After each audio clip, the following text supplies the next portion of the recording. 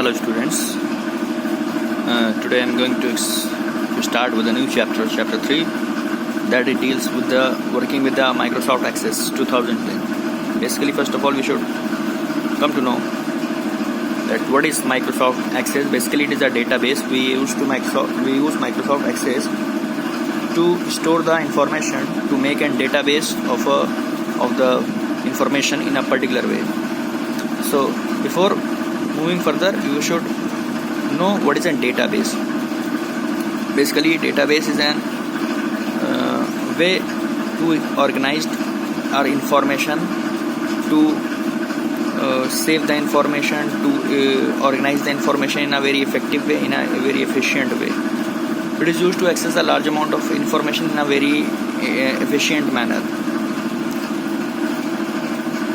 Now, in computer system, we use an system for the record keeping to maintain the information, which is known as the database management system, or DBMS, database management system. The advantage behind the DBMS, using the DBMS, is just save our time, and it is very efficient to use. Means if we are working with the more data, with a large amount of data, we can use DBMS. We can use the database to access the information in a short span of time.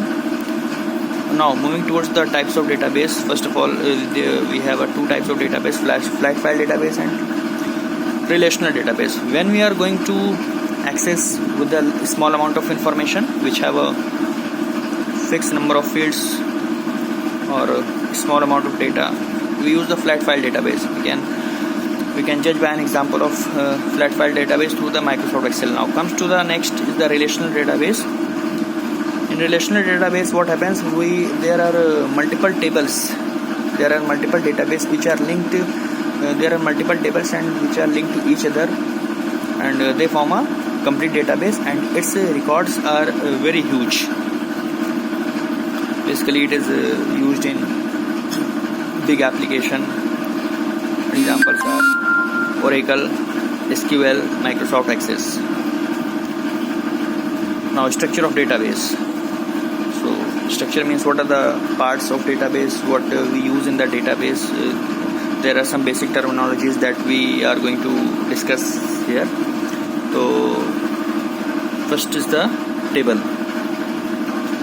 First of all, you should know what is a table. Basically, table is the building block of a database. Any database we are going to construct, first of all, we should consider the table. Table is the combination of rows and columns. As we all have studied in the previous class also, that table is a combination of rows and columns, and every table has a finite number of rows and columns. Every table has a fixed number of rows and columns. Now, elements of a table. Every table contains fields, records, data, queries, forms, reports we can fetch from here. Now, first of all, fields. If we are talking about the field, then the topmost column, which includes the specific heading. Suppose that we are going to mention the name of students, only the name of students. So we will mention the field as name. We are going to mention the roll number, so we will mention the field as roll number. So field specifies that what type of information or what type of data we are going to store in that particular column. Now, records. Basically, records are the information which are contained in the rows. It contains the information about a particular entity, about a particular person, about a particular organization or anything. Okay. Now you will come to know what is the difference between column and rows. First of all, so the horizontal blocks are known as the rows, and the vertical blocks are known as columns. Now, data. Whatever the information we are just going to enter, we are just going to set in the table is known as the data. This data should be have a valid data. It should be have a valid values. So these are the some concept of Microsoft Access. Next topic will be covered in the next lecture. Thank you, and please watching the videos which are uploaded day by day. Thank you.